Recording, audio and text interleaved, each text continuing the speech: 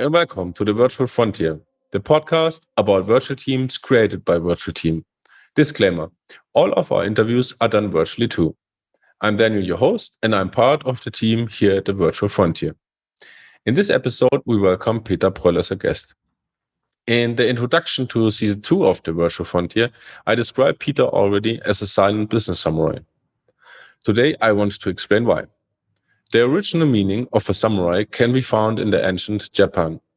The term derived from the Japanese verb saberu, which could be translated as to serve or to support. Those samurai back then were excellently trained in military tactics and grand strategy and accompanied their lords and regents on their endeavors. Well, Peter doesn't have any lord or regent like it was back in the old times, but does support, guide, and advise business owners and organizational leaders as a modern business samurai. Beyond his technical expertise, he also offers the necessary contextual knowledge to tackle today's business issues and organizational development in a smart way, with real agile work, solid organizational knowledge, and a very practical approach. As known from the Beta Codex members and associates, they cut right through the bullshit and get to the core. It is like the samurai gets in position to perform an elegant and precise sword stroke. In this episode, I talk with Peter about the world of remote work, how companies often try to maintain control over their employees and manager in particular over their subordinates, and why this is doomed to fail, like always. Especially since the vast majority of the white-collar or so-called knowledge workers were pushed more or less involuntary into full remote environments during the last year, the cracks and dysfunctions have become even more visible. What could be done about it? How could we make work better for the individual and also for the organization itself? Do we need control? And what about letting go? And could we talk about the motivation of the individual? About this and more, I have spoken in this episode with Peter. If you enjoy this show, subscribe on YouTube, review on Apple Podcast, follow us on Spotify, Stitcher, Simplecast, or any other platform you like using for podcasts. For our English-speaking community, this is a German episode, and you can find a transcript of this conversation on our blog at www.flashup.io/blog, on happyscribe.com/public/virtual frontier, or check out the video with subtitles for this episode on our YouTube channel. You can find all the links in the show notes below. A quick mention of our sponsor, FlashUp. Build your virtual team systematically and with method. Scale at any time with your business and make work better. You want to upgrade your knowledge about virtual teamwork, probably want to set up your own team? Participate in the next upcoming virtual team challenge and get all the tools and frameworks to do so. If you want to learn more about the next challenge, visit flashup.io. So, without further ado, let's dive into episode 30 of the Virtual Frontier. Enjoy the conversation.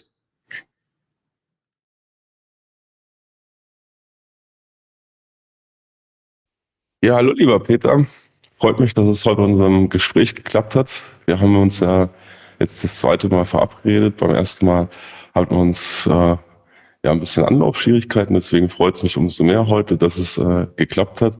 Unser Thema Remote Control. Wie überwache ich meine Mitarbeiter richtig?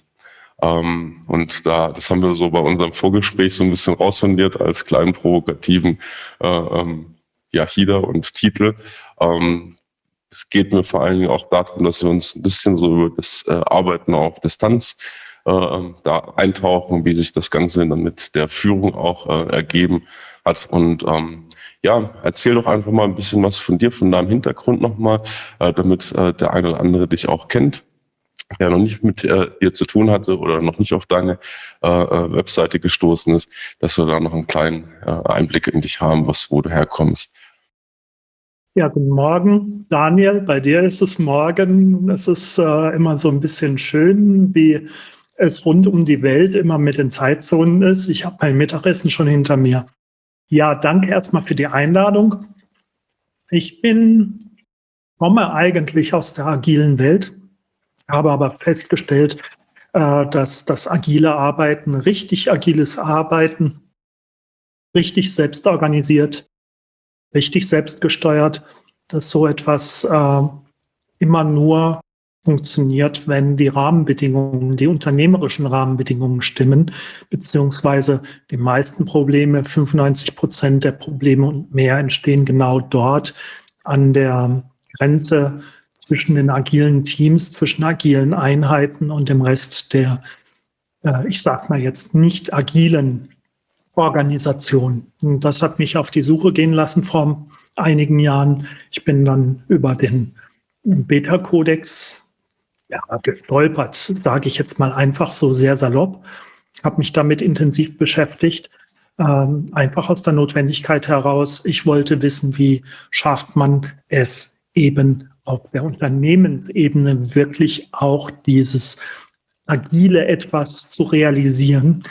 Und von dem, was wir aus dem agilen Manifest kennen, ist das einfach nicht genug für die Unternehmensebene und nicht umfassend genug. Und das bietet der Beta-Kodex, da bin ich zu Hause und helfe jetzt, unterstütze und begleite Unternehmen dabei, Selbstorganisation zu verwirklichen, bis hin eben im kompletten Unternehmenskontext. Und das dann ernsthaft und konsequent durchzuführen. Ja, das ist so mein kurze Einführung. Betonung auf kurz. Ja, klar. Das agile Arbeiten nimmt ja immer einen größeren Stellenwert ein, wird auch immer häufiger erwähnt in verschiedenen Hintergründen und Kontexten.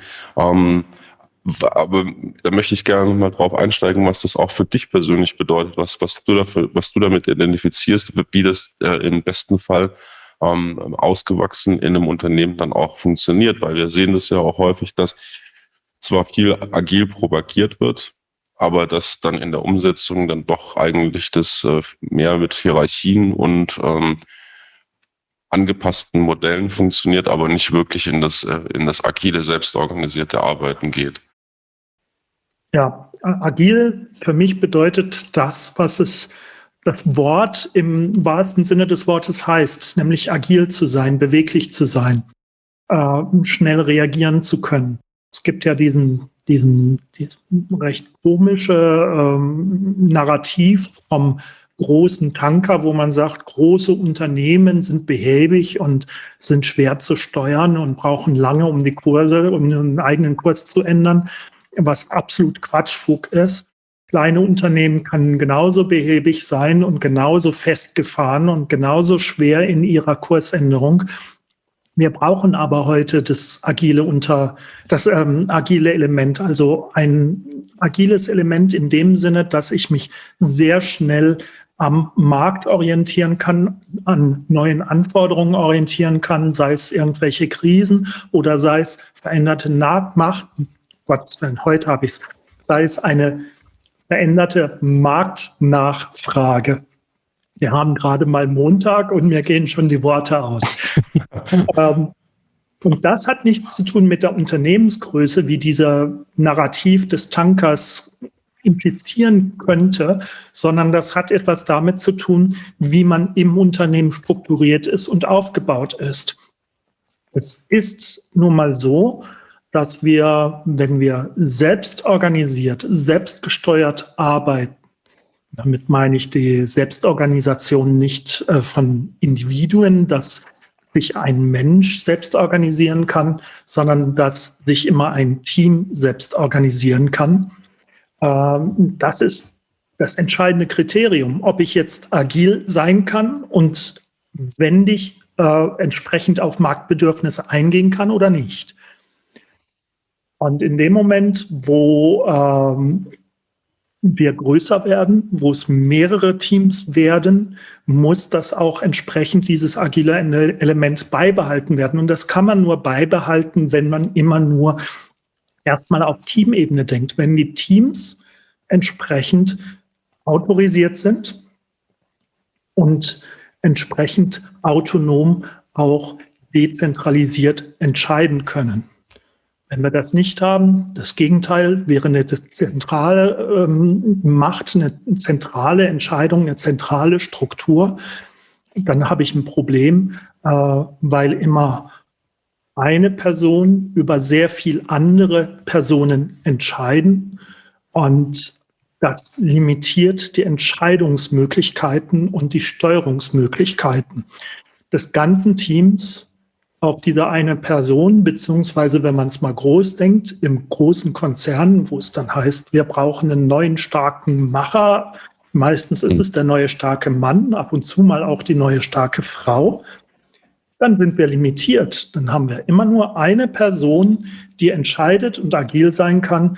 Und nur in diesem Rahmen können dann auch alle anderen agil sein und entsprechend agieren. Und das ist mittelmäßig bis, mein Sportlehrer hat früher gesagt, mäßig bis saumäßig. Mäßig bis saumäßig. Das funktioniert einfach nicht. Ja, wenn ich mir jetzt so die, kann man weltweit uns anschauen, aber auch gerne für den deutschsprachigen Raum, da haben wir aber auch dann große und kleine Tanker im letzten Jahr gehabt, die jetzt im Kontext zu unserem Thema, was dieses ganze Arbeiten jetzt auch auf Distanz angeht, was vielerorts jetzt auch zwangsbedingt einfach war durch die Situation. Aber wir haben trotzdem dann doch recht viel behäbige Tanker und große und kleine, die sich nicht wirklich bewegt haben, wenn ich mir das so von meiner Warte aus anschaue. Ne? Wo Arbeitsverhältnisse, die vorher stattgefunden haben, ob die jetzt agil waren oder noch gar nicht angedacht waren im agilen Kontext, versucht haben, ihre Strategien und das, was sie vorher gemacht haben, mit so einem Büroraum in den virtuellen oder in den Remote-Bereich zu verlegen. Da hat man so seine Schwierigkeiten. Absolut, weil wenn du nicht agil bist, wenn du steuerst, wenn du managst, das normal in den meisten Unternehmen heutzutage, dann bist du als Manager oder Managerin, als die Person, die steuert, die kontrolliert, die schaut, wo richten wir uns aus und machen unsere Arbeit, dann bist du darauf angewiesen, dass du einen ganz, ganz engen Kontakt hast, auch um entsprechendes Feedback zu bekommen, was läuft wo und wie, sonst kann ich ja gar nicht steuern. Das ist ja sonst für die managende Person wie ein Blindflug, wenn da kein Kontakt da ist. Und entsprechend drängen immer noch sehr, sehr viele Unternehmen direkt dort an dieser Stelle auf so schnell wie möglich und so gut wie möglich wieder zurück ins Büro. Das hat man beobachten können in der ersten Corona-Welle. Da war dann eben der Punkt, dass man sagt, von der Hygiene her und von den typischen Gefahren her, sprich, wir holen uns Corona ins Unternehmen, die Leute infizieren sich und fallen dann aus. Das war eine ganz, ganz große Angstkulisse. Also alle so schnell wie möglich ins Homeoffice. Kaum war die erste Welle zu Ende und war diese Angstkulisse weg, hieß es natürlich wieder, um besser managen zu können, besser steuern zu können, alle wieder direkt zurück ins Büro. Bis zur zweiten Corona-Welle.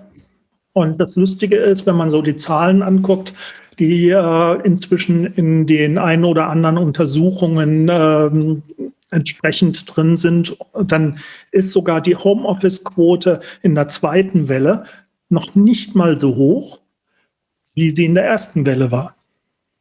Also sie ist annähernd so hoch, aber noch nicht mal so hoch. Ich würde sagen, angemessen wäre es gewesen, dass sie sehr viel höher ist. Aber nein, ist nicht. Ja.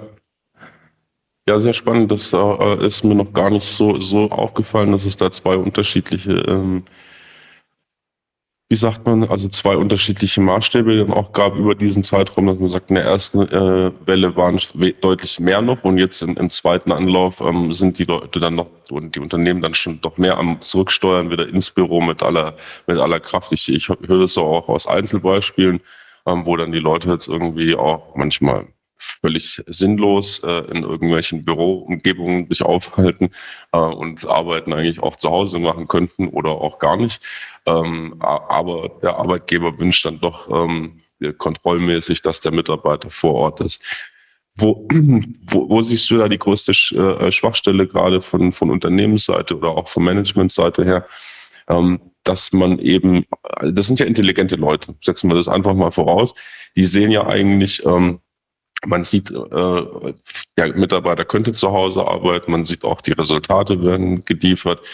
Klar, mit den ganzen Einflüssen, Umwelteinflüssen, die wir jetzt in den letzten Monaten gehabt haben, hat sich das mit Sicherheit auch verändert. Aber warum halten Menschen dann trotzdem daran fest, ne? Wenn man sagen könnte, okay, ich gebe den Freiraum, wir schaffen die Möglichkeiten, dass die Mitarbeiter zu Hause oder von wo auch immer arbeiten können, aber dann trotzdem dagegen steuern und das im Raum halten möchten. Ja klar, Menschen sind intelligent. Es ist nicht die Frage, ob Menschen denken können, sondern ob sie denken wollen, wenn überhaupt. Und zwar gilt das, Achtung, nicht nur für die Menschen, wo es darum geht, Homeoffice, ja oder nein, sondern auch für alle anderen Menschen. Der Punkt ist der, dass das nicht, also es wird oft gesagt, ja, das liegt daran, dass Manager eben kein Vertrauen haben oder dass sonst irgendetwas ist. Und es wird ganz, ganz, ganz schnell der Fehler gemacht, dass man das dann direkt personifiziert, das böse Nicht-Homeoffice-Gehabe personifiziert in Form der Manager oder der Managerinnen. Und das ist nicht der Fall, sondern man muss sich anschauen, in welcher Zwangslage oder in welchem Korsett, nenne ich es mal, eben auch diese Leute sind. Insbesondere das mittlere Management. Beim Top-Management könnte man noch mal hinterfragen. Die haben ja als einzige die Möglichkeit, wirklich das Korsett zu verändern, die Unternehmensstruktur zu verändern. Aber solange das nicht passiert, sind alle in diesem Korsett drin, in einem sehr tayloristischen Konzept, in einer zentralen Unternehmenssteuerung, in der Hierarchie mit drin. Und dort gibt es ganz klare Spielregeln, wie gespielt wird, wie Erfolg gemessen wird. Und wie Erfolg beurteilt wird. Und meistens wird hier nicht der Unternehmenserfolg beurteilt, sondern der individuelle Erfolg. Es wird auch, wenn man jetzt an den unteren Hierarchiestufen mal schaut, nie der Teamerfolg entsprechend bewertet, sondern es wird immer der individuelle Erfolg bewertet. Und diese Spielregeln, die erzwingen schon fast ein entsprechendes Verhalten. Ich kann fast nicht anders agieren als Managerin, als Manager, denn mich diesem Korsett entsprechend zu fügen.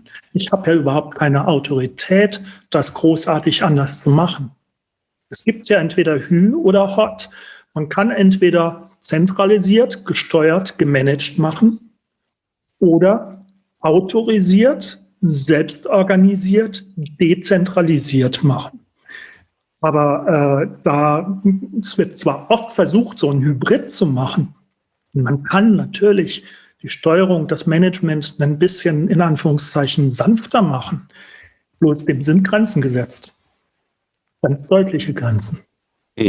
Das funktioniert dann vielleicht im Ansatz, ne? Aber dann, ich denke, sobald die Aufgabenstellungen auch komplexer werden und dann die wirklich in den Teams auch die wahre Selbstverantwortung und Organisation gefordert ist, stößt man da dann relativ schnell an die Grenzen, die von dir schon gerade angesprochen wurden.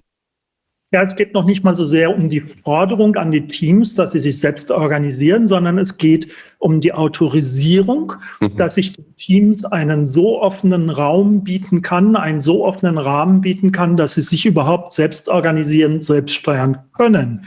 Diesen Rahmen, den darf ich ja als direkter Vorgesetzter für das Team meistens überhaupt nicht geben. Diese Autorisierung habe ich als Manager, als Managerin ja überhaupt gar nicht selber zur Verfügung, also kann ich sie ja gar nicht weitergeben. Mir würde der Kopf abgeschlagen werden. Das ist das Problem. Selbst wenn ich als Manager wollte, dass jetzt das Team selbst organisiert, selbst gesteuert, eben wertschöpfend arbeitet und ideal arbeitet. Ich bräuchte ja selber erstmal die Autorisierung von oben, dass ich das Team so arbeiten lassen darf. Und die habe ich meist nicht. Wie kommt man da vielleicht, wir können da gerne später noch mal ein bisschen genauer drauf einsteigen, aber weil wir das ja auch als Thema haben, so dieses Remote Control, haben wir uns ja lustigerweise ausgesucht. Das hat für mich ja immer viel mit dieser Kontrolle zu tun, die auf allen Ebenen dann irgendwie versucht wird auszuüben. Aber im Endeffekt, wenn man es genauer anschaut, ist die reelle Kontrolle doch verschwindend gering. Ja, also auf allen verschiedenen Management-Ebenen dann wirklich durchzusetzen. Ja, absolut. Wie geht's anders? Wie kommen wir in der Praxis dahin, dass wir sagen, okay, lass uns das mit der Kontrolle sein. Jetzt mit Remote funktioniert das, was wir vorher im Büro gemacht haben, wahrscheinlich noch weitaus weniger, ne? Wie man jetzt schon sieht, und dass teilweise die Mitarbeiter darüber klagen, dass sie von morgens bis abends in irgendwelchen sinnlosen Zoom-Meetings sich aufhalten und dann am Ende des Tages dann dastehen und sagen, was habe ich denn heute eigentlich wirklich geschafft? Außer mich von einem Meeting durchs nächste zu klicken. Ja, das ist genau der Punkt. Also die Corona-Pandemie, die wirkt so ein wenig wie ein Verstärker, wie ein Brennglas, das nochmal ganz deutlich macht und hervorhebt, welche Dysfunktionalitäten wir eigentlich da drin haben. Ob das jetzt eben darum geht, dass ich eine zentrale Steuerung eben nur sehr schlecht durchführen kann, wenn meine Leute, mein Team remote ist, jeder für sich zu Hause ist. Du hattest eben das Thema Meetings genannt, dass man eigentlich, wie oft habe ich das in den letzten Tagen gehört, wir kommen hier eigentlich gar nicht mehr zum Arbeiten. Wir hüpfen nur noch von einem Zoom-Meeting ins nächste Zoom-Meeting rein. Ich schaffe hier gar nichts mehr weg, das ist grausam. Ja, aber das liegt nicht an Corona, sondern es liegt einfach daran, dass durch Corona jetzt ganz offen sichtbar wird, dass es so nicht funktioniert. Ich denke da immer an jemand, der hat das schon geblickt, bevor es Corona gab. Der hat das in den 90er Jahren entsprechend geblickt und hat entsprechend reagiert. Und das war Professor Dr. Götz Werner, der Gründer von der DM-Drogeriemarktkette.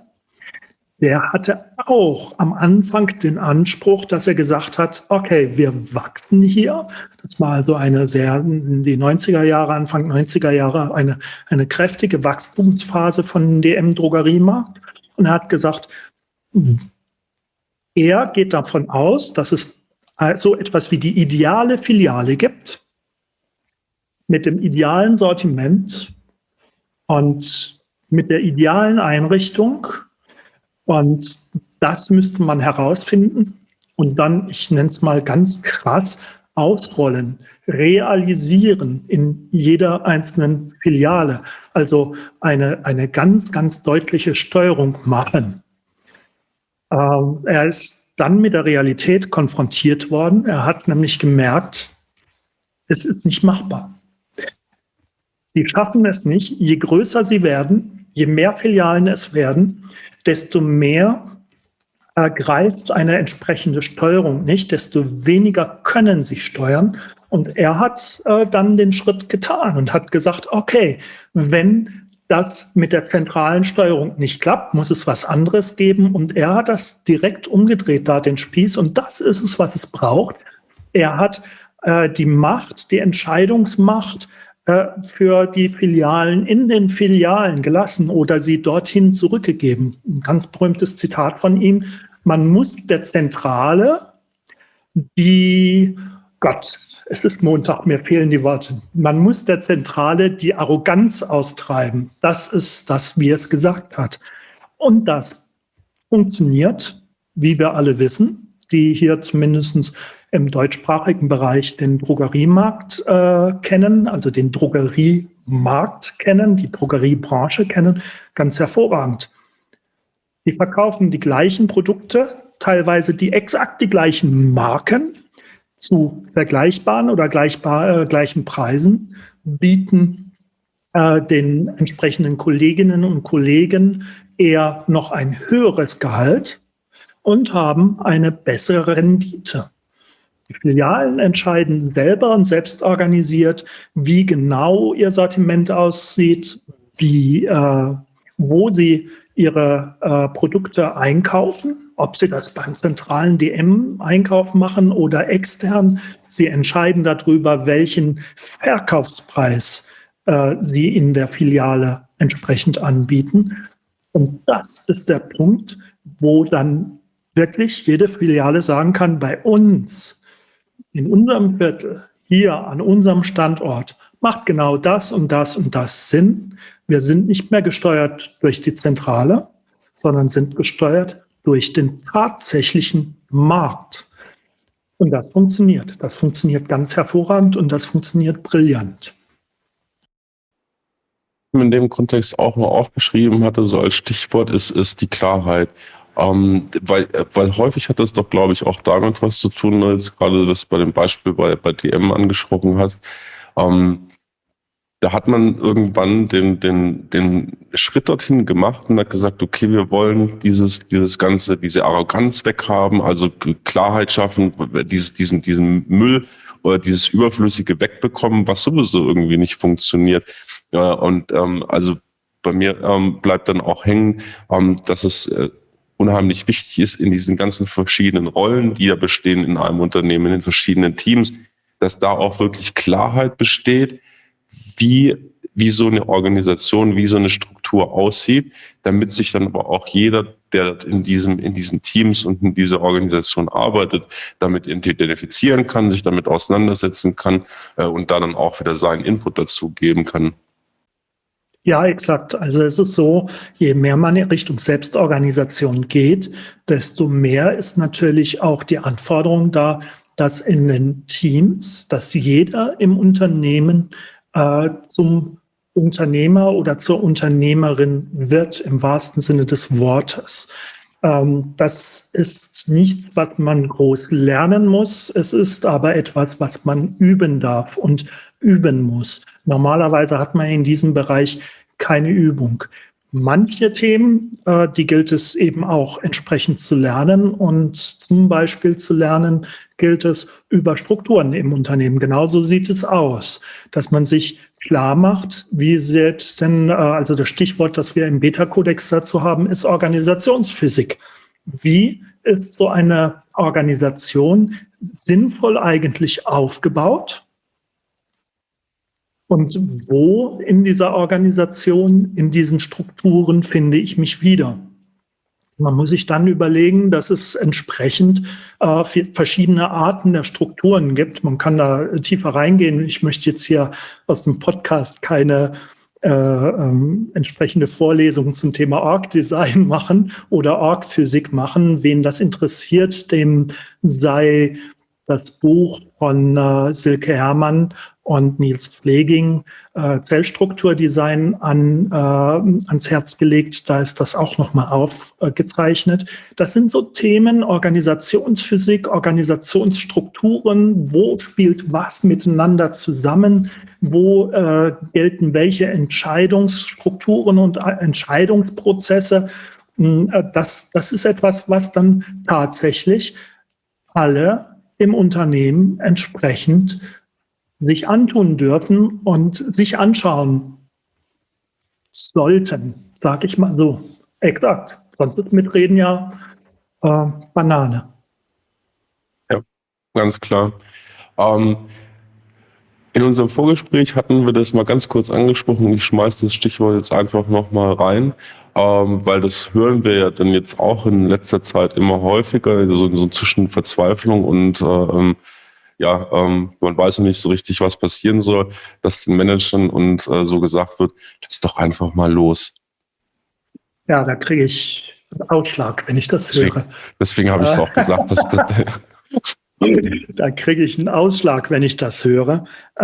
Loslassen, da denke ich immer im positivsten Sinne an die eigene Weiterentwicklung, an Meditationsretreats und Ähnliches.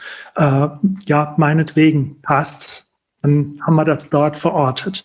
Wenn ich an Loslassen denke, heißt das, ich soll mich fallen lassen. Nichts anderes heißt loslassen. Loslassen von dem, wo ich mich gerade dran halte, heißt, ich lasse mich fallen. Und ich lasse mich im Regel fallen in etwas, was unbekannt ist. Das ist eine tolle spirituelle Übung.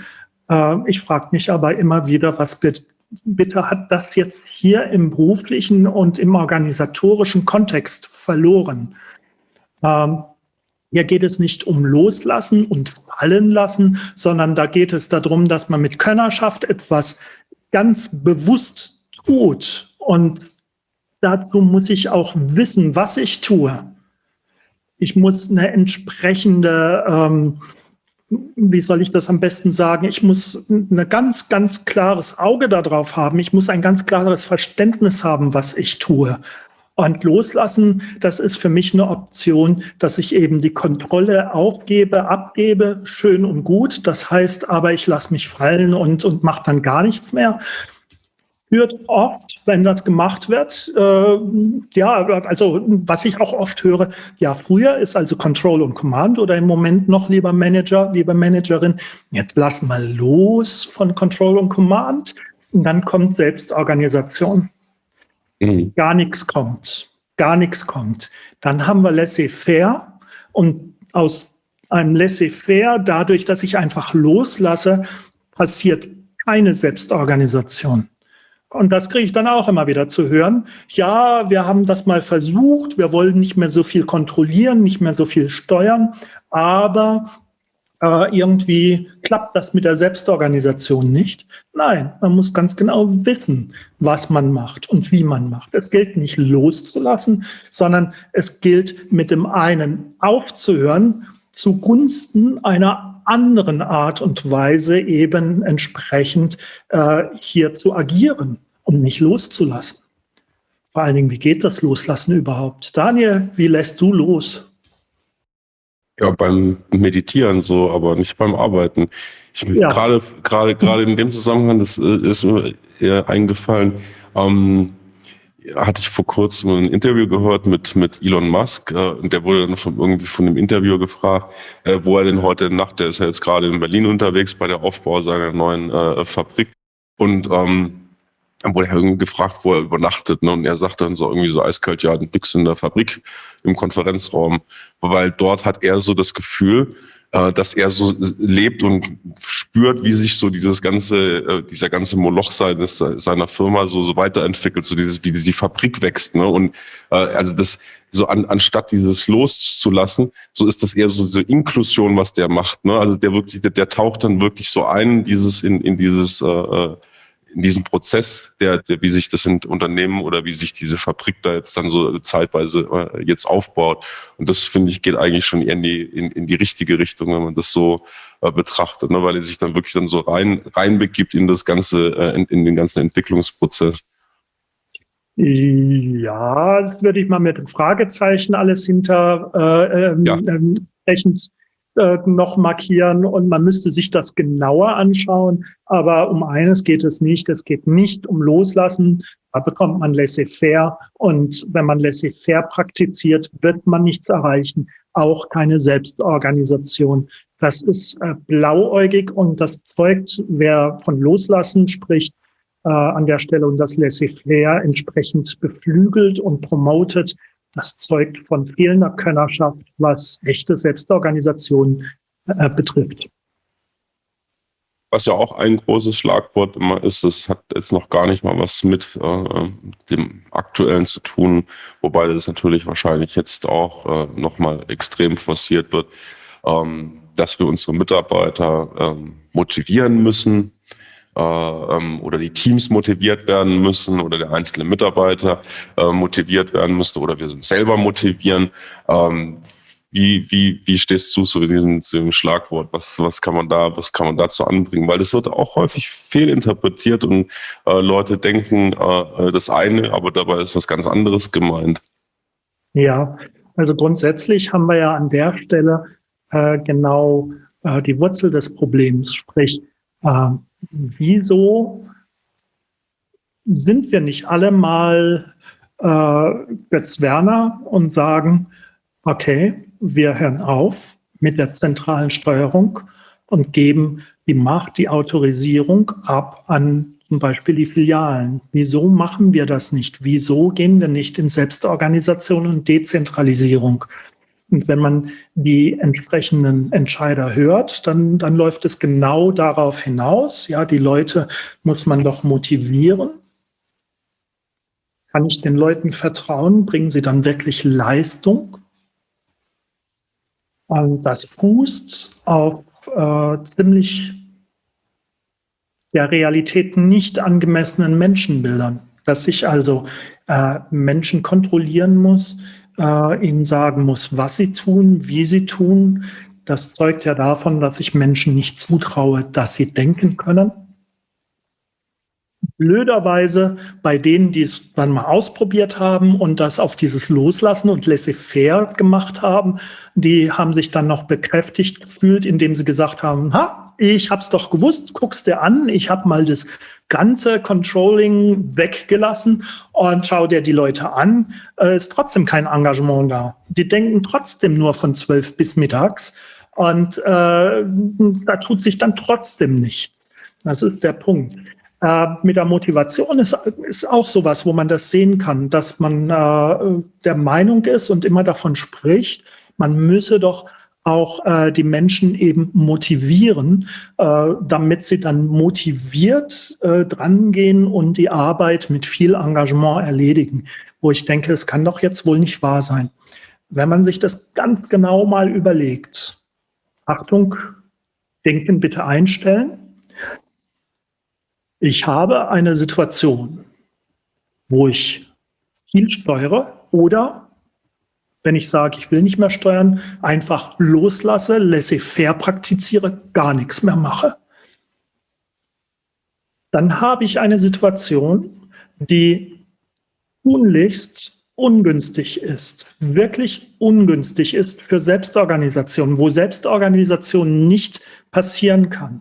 Es ist eine Situation entweder, in der man in einem ganz engen Korsett steckt oder eine Situation, wo ich als Teammitglied komplett ins Schwimmen komme und dann wieder zum Alten greife als Teammitglied und sage, ehe ich hier schwimme, dann gib mir doch besser meine Aufgaben vor. Egal wie, ich werde nicht mitdenken. Und dann kommen Leute her und sagen, die sind nicht motiviert, die muss ich motivieren und geben dann die Schuld, die Verantwortung für das Verhalten im Team, was sich ja durch die Struktur, durch den Rahmen ableitet. Aber diese Verantwortung, das wird den Individuen zugeschustert. Da wird gesagt, die sind nicht motiviert, deswegen läuft das nicht. Aber sich mal zu überlegen, dass es vielleicht nicht an den Leuten liegt, die nicht motiviert sind, sondern an den Rahmenbedingungen, in denen man diese Leute zur Verfügung stellt oder in die Teams eingebettet werden. Daran denkt man nicht. Das ist also Blaming. Und die Fachwelt streitet sich auch, also unabhängig von diesem Blaming, die Fachwelt streitet sich so ein bisschen, ist es überhaupt möglich, Menschen zu motivieren und wenn ja, dann wie? Wenn ich in Workshops, Denkwerkstätten mal rangehe und hinterfrage das oder frage die Teilnehmenden, wie motiviert man denn Menschen? Dann wird gesagt, Wertschätzung, Lob und 1000 solche Sachen in der Richtung. Da sage ich nicht, das ist nicht motivieren, das ist ein respektvolles Miteinander, dass ich den anderen wirklich als Menschen sehe, als Menschen, der fähig ist zu denken. dass ich den Menschen, den ich gegenüber habe, nicht, ich überzeichne es jetzt mal sehr spitz, als Sklaven sehe, der mir etwas schuldig ist, dem ich sagen kann, was er tun soll, und dann hat er es zu tun. Das ist einfach ein respektvoller Umgang. Und somit würde ich sagen, dieses Verhalten andere, das Loben ist sowieso nochmal eine ganz andere Geschichte, aber was so als respektvoller Umgang, als Wertschätzung und Ähnliches aufgezählt wird, bitteschön, das ist keine Motivation, das ist einfach, dass man andere nicht demotiviert. Meiner Meinung nach braucht man keine Menschen zu motivieren. Keiner steht morgens auf und entscheidet sich aktiv dafür, heute bin ich mal so richtig schön demotiviert. Nein, wir lieben es doch, motiviert zu sein. Wenn wir motiviert sind, dann macht das Leben Spaß, die Arbeit Spaß. Es geht uns unglaublich leicht von der Hand, was uns aber dazu bringt, dass wir demotiviert sind. Das sind die Demotivatoren. Es reicht eigentlich, dass ich mal, wenn ich in einer entsprechenden Situation bin, wo ich Einfluss habe, reicht es zu sagen, okay, wo sind denn die Demotivatoren? Lasst uns die doch mal suchen und lasst uns einen nach dem anderen ausschalten. Oder für mich persönlich, wenn ich merke, ich bin demotiviert, dann sollte ich verflixt nochmal für mich selber Verantwortung übernehmen und mir anschauen, wo oder was oder wer demotiviert mich auf welche Art und Weise und was steckt da dahinter. Problem verstehen und Problem abstellen. Oder demotiviert durchs Leben schleichen, ja, also nichts für mich. Mag ich nicht. Dann teilweise halt schon wirklich ein schräges Menschenbild, was wir innerhalb Unternehmen haben, aber auch von uns selber häufig und streckenweise. Man sieht dann halt auch, ne, dass und ich denke, das ist auch so ein Aspekt in den ganzen letzten Monaten mit der Dezentralisierung, die da stattgefunden hat, dass halt auch einfach sehr auffällig wird, wie viel Sinnloses wir tagtäglich tun in den Arbeitsverhältnissen, wo jetzt nicht wirklich was dahinter steckt, ne? Was wir vorher schon kurz angesprochen haben, diese ganzen Online-Meetings, wo dann die Mitarbeiter von einem Meeting ins nächste gescheucht werden, wo ja im Endeffekt keine wirkliche Wertschöpfung stattfindet. Das ist ja keine Produktion, ne? Wo irgendwas hergestellt wird, wo irgendwas produziert wird, wo was gemacht wird, wo Mitarbeiter irgendwie kollaborativ zusammenarbeiten und etwas nach vorne bringen, sondern es ist ja wirklich relativ sinnfreie Zeit totschlagen. Ne? Exakt. Und das ist der größte Demotivator, den es überhaupt gibt, wenn ich nicht wertschöpfend arbeiten kann. Und wenn ich hier ich sage, dann meine ich Menschen allgemein.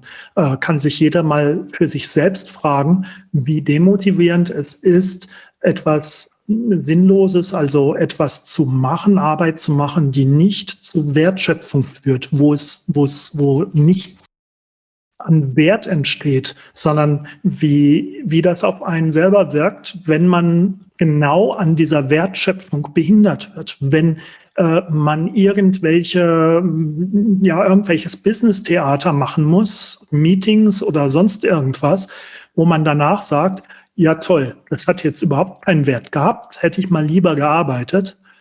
Oder wo man eine Vorgabe bekommt, wo man sagt, ja, was soll denn das jetzt? Das bringt uns doch hier überhaupt nicht weiter. Die ist doch völlig schräg, die Vorgabe.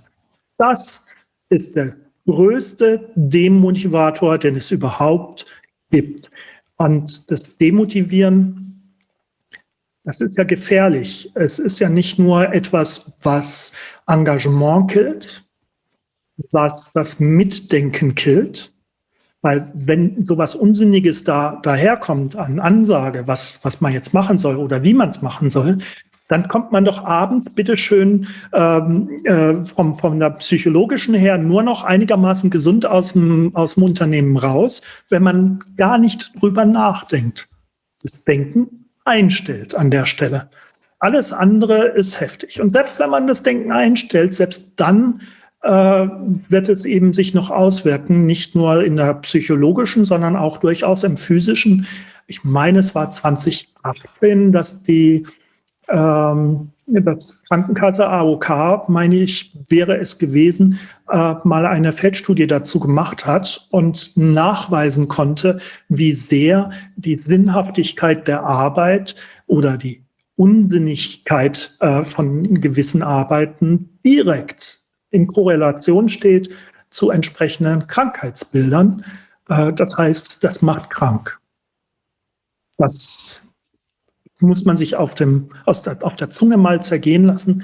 Es geht hier nicht nur um schlechte Betriebsführung, es geht hier nicht nur um ungeeignete, unwirtschaftliche Unternehmensstrukturen. Es geht hier nicht nur darum, dass ich als Unternehmen, wenn ich zentral gesteuert bin, gar nicht mehr agil reagieren kann, schnell reagieren kann, sondern es geht hier um gesundheitliche Fragen. Es macht einfach krank.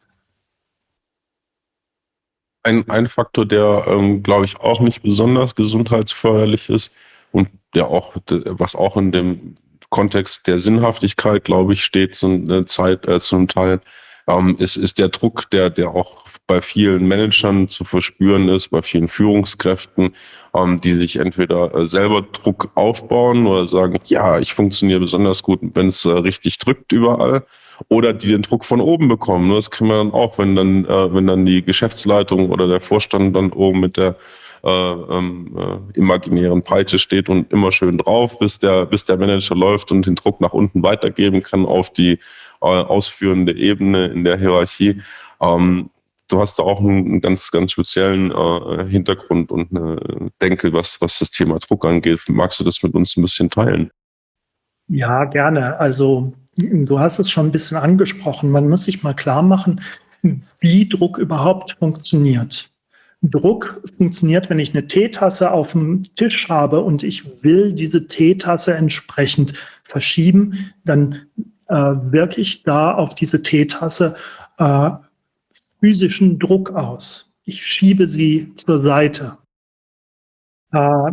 Jetzt geht das natürlich in Unternehmen hoffentlich nicht. Hoffentlich ist die Peitsche nur virtuell, genau.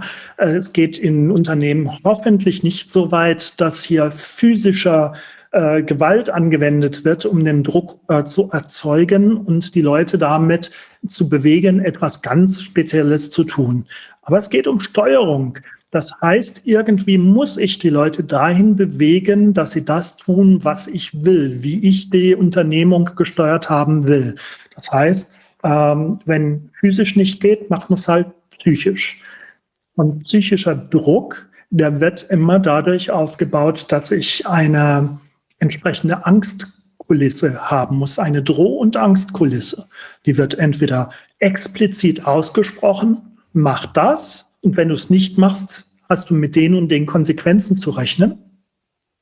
Oder implizit, hier in Europa sind wir da noch sehr, sehr verwöhnt, aber wenn man mal Richtung Amerika geht und tatsächlich in amerikanischen Unternehmen unterwegs ist, dann merkt man das, dieses Damoklesschwert, was über den Menschen hängt, die jederzeit am besten mitten im Meeting und ganz spontan mal eben gefeuert werden und ihren Arbeitsplatz verlieren. Und da brauche ich gar nicht mehr explizit irgendwelche Drohkulissen aufzubauen. Ich sage einfach als Vorgesetzter, und dieses implizite Damoklesschwert, was immer über einem hängt, das sorgt dann dafür, dass die Leute spuren.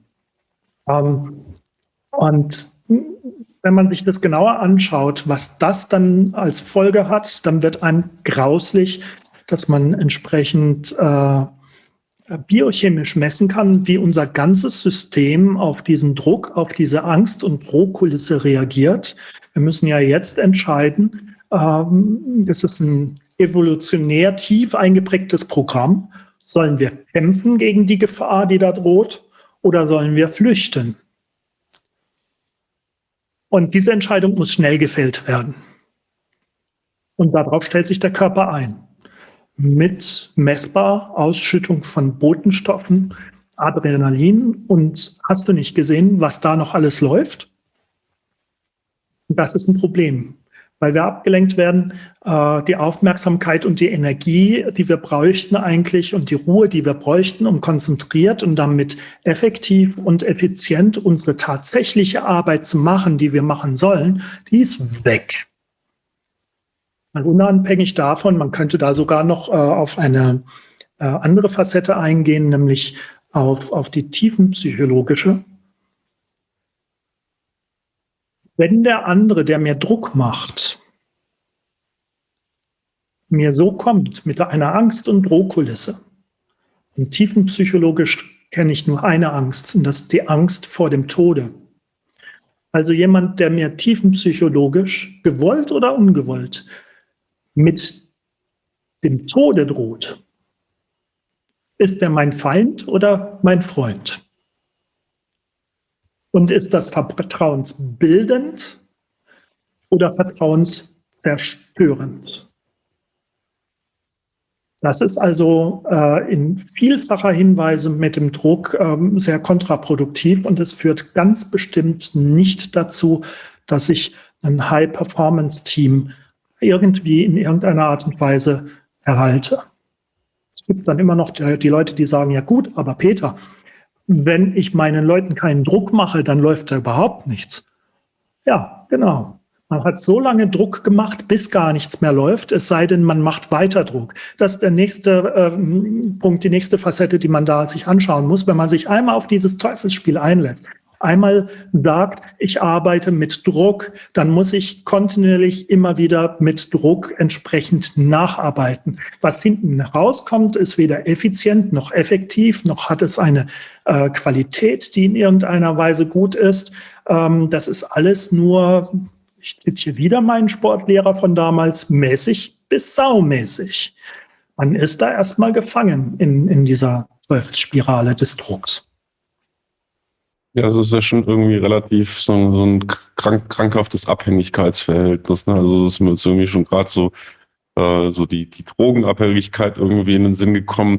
Ja, aber wenn es dann irgendwann nicht mehr geht, so ne, diese Parallele dazu, dann muss ich immer noch mehr hinter dran legen, weil sonst läuft halt irgendwann nichts mehr. Ne?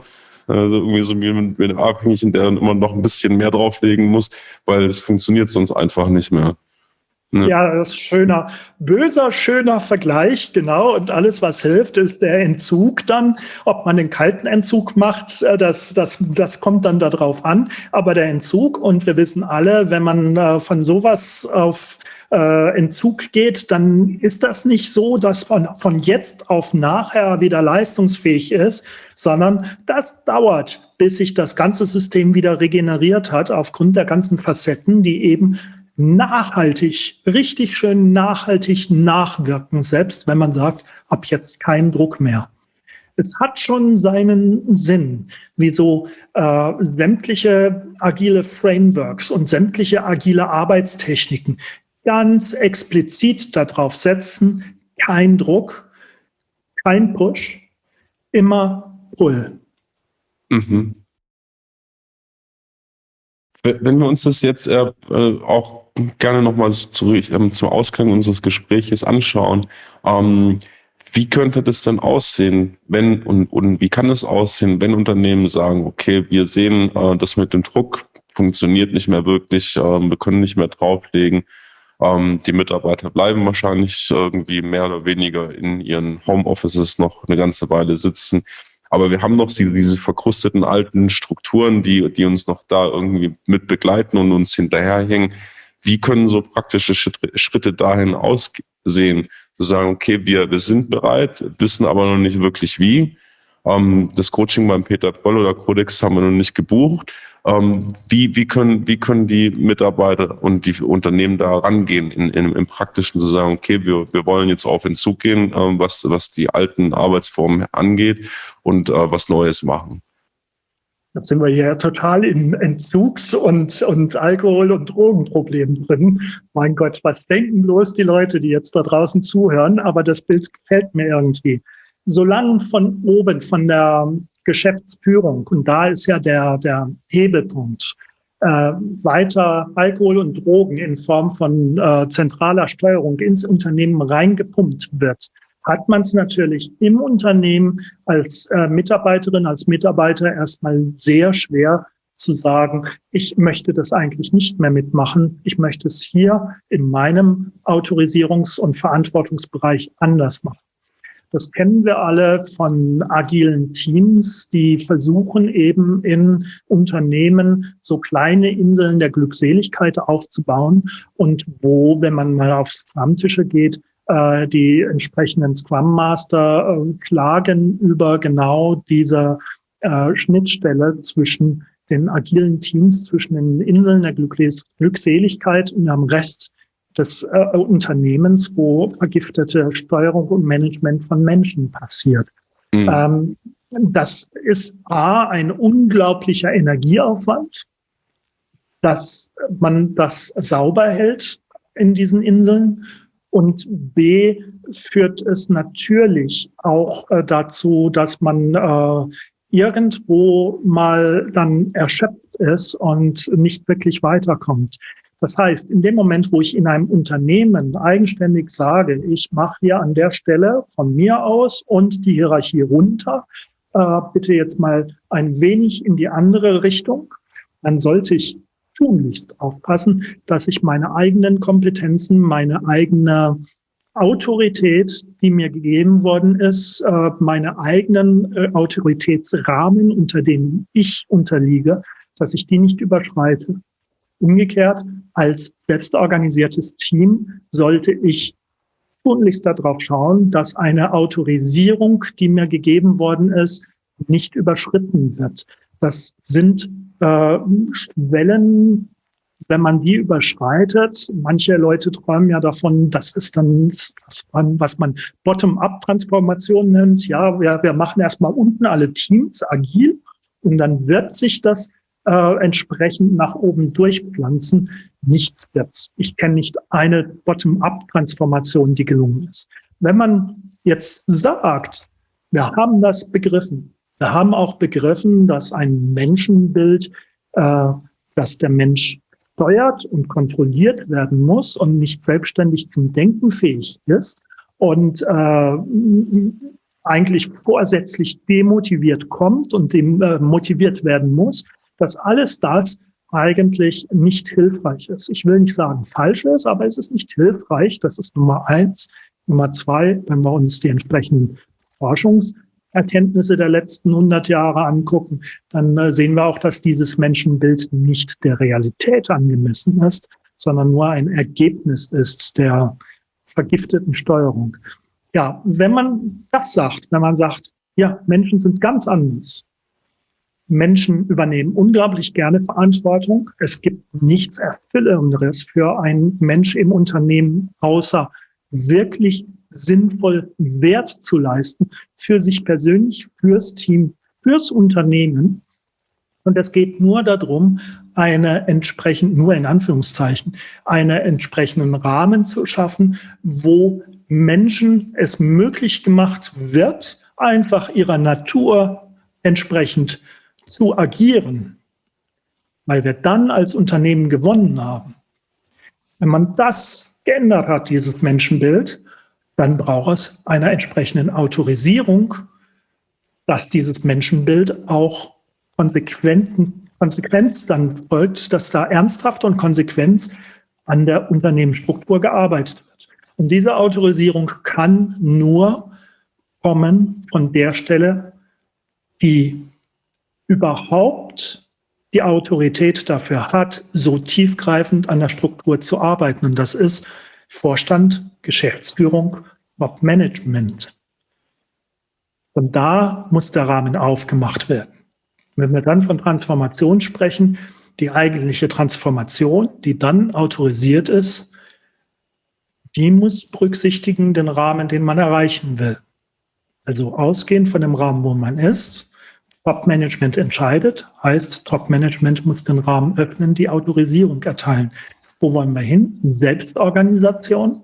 Das heißt, die ganze Transformation muss bereits selbstorganisiert laufen. Das heißt, Nummer 1, Menschenbild verstehen. Nummer 2, verstehen, wie Selbstorganisation und Selbststeuerung funktioniert. Und dann bitte schön als Geschäftsführung nicht loslassen. Kein Laissez-faire, sondern ganz genau wissen, was man da tut und wie man es tut. Und dann aktiv die Selbstorganisation im Unternehmen befeuern, unterstützen, den richtigen Rahmen schaffen. Und das ist Arbeit. Damit wäre alles gesagt, liebe Unternehmer, liebe Unternehmerinnen. Da haben wir jetzt ein paar Punkte, an denen wir ansetzen können und wirklich aktiv werden, ne? Weil das ist so, was ich auch immer wieder feststelle, in diesen neuen Umgebungen, wenn wir auch von agilen Arbeiten sprechen, von dem, was du auch jetzt angesprochen hattest, anstatt sich irgendwie so zurückzuziehen und loszulassen. Und das ist, glaube ich, auch das, was ich vorher mit dem Beispiel von Elon Musk gemeint habe. Das ist da eigentlich eher das Gegenteil, dass man sich wirklich hineinstürzen muss und wirklich sich involvieren muss, wirklich dort aufzugehen, ne? Weil nur dann funktioniert etwas auch nachhaltig. Und ich denke, das hast du jetzt auch nochmal ganz deutlich herausgestellt. Lieber Peter, ich denke, wir kommen so langsam auch zum Abschluss von unserem Gespräch. Wir könnten bestimmt nochmal 1 Stunde, 2 Stunden weitersprechen. Das können wir auch gerne in der zweiten Runde nochmal machen, weil ich habe ja hier noch eine ganze Liste an Fragen und Themenbereichen, die ich gerne mit dir besprechen möchte. Wenn Unternehmerinnen und Unternehmer mit dir in Kontakt kommen möchten oder sich tiefergehend mit der Thematik beschäftigen, wie können sie sich finden? Was wären gute Zugangsmöglichkeiten? Und vielleicht hast du auch irgendwelche Tipps, wo man sich mit beschäftigen kann im Anschluss und um in die Thematik tiefer einzusteigen.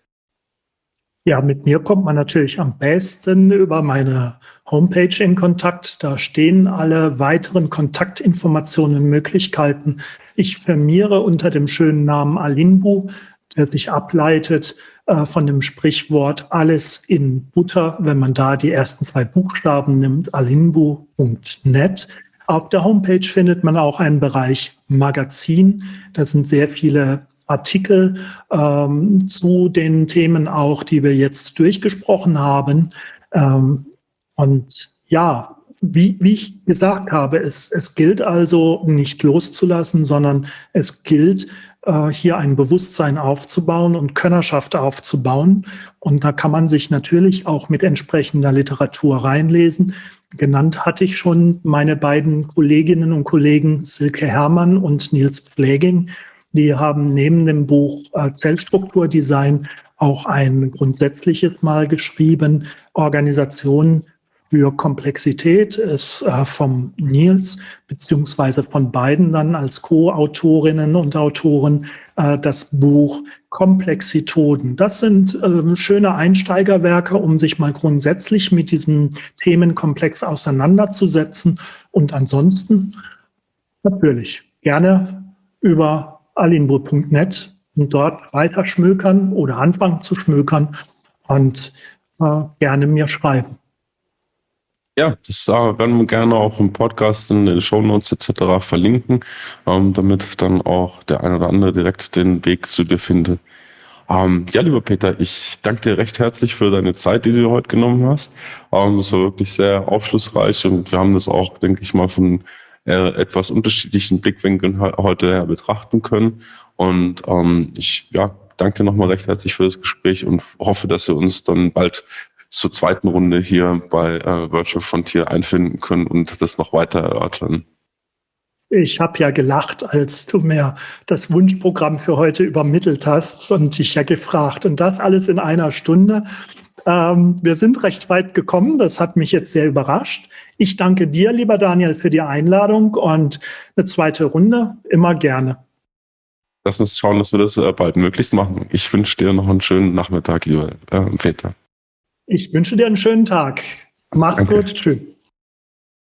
I'd like to thank our guest, Peter Pröll, for joining us today. You can find out more about Peter and his consulting firm, Alles in Butter, visiting his website www.alinbu.com. You can subscribe to the Virtual Frontier on Apple Podcasts, Google Play, Stitcher, Spotify, YouTube, or anywhere else podcasts are found. And while you're there, please leave us a review. The reviews help people find our podcast.